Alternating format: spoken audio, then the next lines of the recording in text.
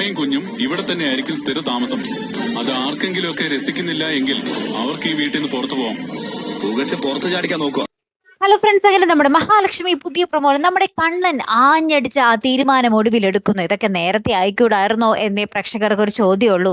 അതേ കൂട്ടുകാരെ, വേറൊന്നുമല്ല, നമ്മുടെ കണ്ണനും മഹാലക്ഷ്മിയും കൂടെ വന്നിട്ട് പറയുന്നുണ്ട്, ഇനി ആരെങ്കിലും വിളച്ചിലെടുത്താൽ മര്യാദക്കാണെങ്കിൽ മാത്രമേ ഈ വീട്ടിൽ നിൽക്കാം.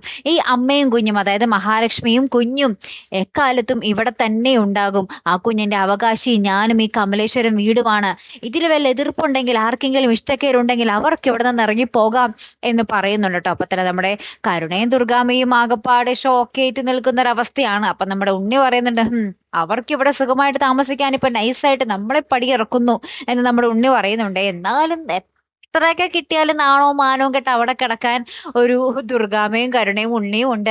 എത്രയൊക്കെ കൊല്ലാൻ വേണ്ടി ശ്രമിച്ചാലും അവരൊക്കെ ഇങ്ങനെ പൊന്നിപ്പൊരുത്തി വെക്കാൻ വേണ്ടി നമ്മുടെ കണ്ണനും മഹാലക്ഷ്മിയും ഉണ്ട്.